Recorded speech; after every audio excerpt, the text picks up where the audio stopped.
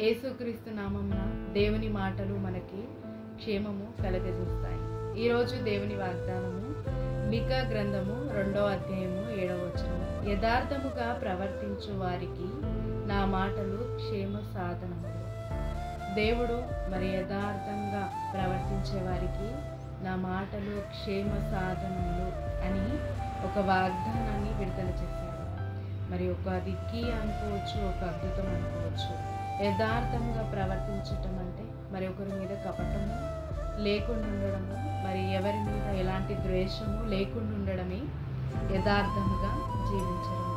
వెనుక మాట్లాడేదానికన్నా వారితో డైరెక్ట్గా ముందుగా ఉండి మాట్లాడడం కూడా యథార్థముగా మనం గమనిస్తున్నాం.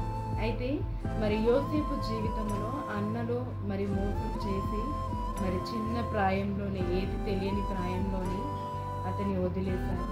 అతన్ని ఇంకెప్పటికీ మాకొద్దు అనేసి వాళ్ళ దృష్టిలో చనిపోయాడు అనుకొని వాళ్ళ తండ్రికి కూడా అదే విధంగా సమాచారాన్ని అందించి ఆ దేశానంతా యోసేపు చనిపోయాడని వాళ్ళు ఆ విధముగా యోసేపు జీవితంలో చేశారు.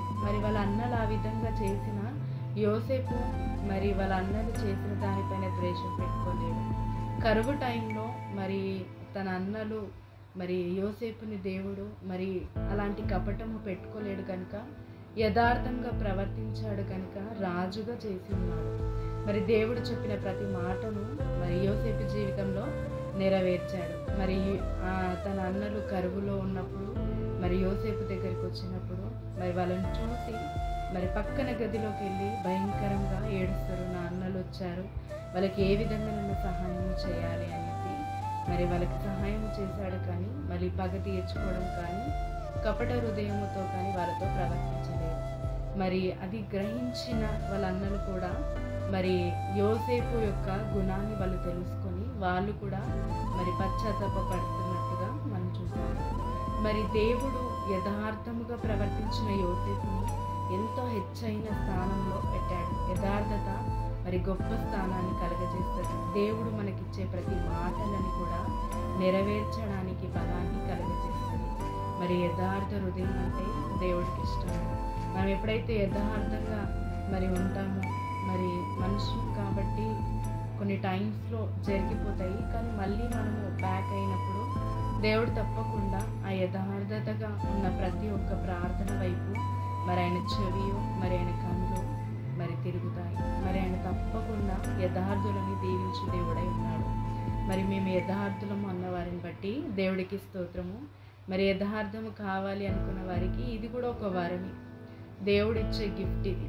అది ఉన్న వాళ్ళకి అది దేవుడే కలగజేసింది. లేని వారికి కావాలి ఎలా అనుకున్న వాళ్ళకి కూడా దేవుడే సహాయం చేస్తాడు.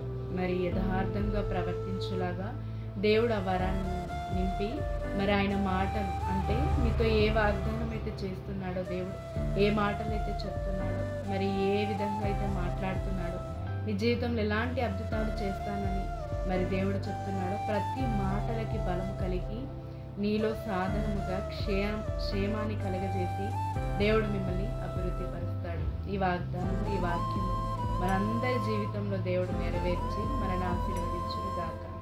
ఆమేన్. ప్రార్థించుకుందాము. తండ్రి, యేసుక్రీస్తు నామమున ప్రార్థిస్తున్నాము. అవును దేవా, నీ మాటలు యథార్థంగా ప్రవర్తించే వారి ప్రతి పట్ల క్షేమాన్ని కలగజేస్తాయని వాగ్దానం సెలవిస్తున్నాము. ఈరోజు మా అందరి జీవితంలో ఈ వాగ్దానం నెరవేర్చుటకు ఆ యథార్థ అనే హృదయాన్ని మాకు దయచేసి దేవానికి వందనాలు. నైనా మా హృదయాలని సరిచేయవాడు నీవే, బాగు చేయవాడు నీవే. మమ్మల్ని ఇదిగో తండ్రి ప్రభువా గొప్ప ఉన్నత స్థానంలో నిల్చోబెట్టు దేవుడివి నీవే. నీవే ఈ యొక్క వరాన్ని మాకు దయచి ఉన్న వారిని బట్టి వందనాలు. ఇలాంటి యథార్థ హృదయం యోసేపు వలె హెచ్చైన స్థానములో మేము కలుగులాగా సహాయం చేయి ప్రభా. మా గమ్యాన్ని ఎవ్వరు కూల్చకుండా నీ మాటలే మాకు క్షేమాన్ని కలగచేయలాగా ప్రతి వాగ్దానాన్ని మా జీవితంలో నెరవేర్చమని యేసుక్రీస్తు నామమున ప్రార్థిస్తున్నాము తండ్రి. సో మనమందరము యథార్థ హృదయం కలిగి దేవుని మాటలన్నీ మనందరి జీవితంలో నెరవేర్చబడును గాక. ఆమేన్.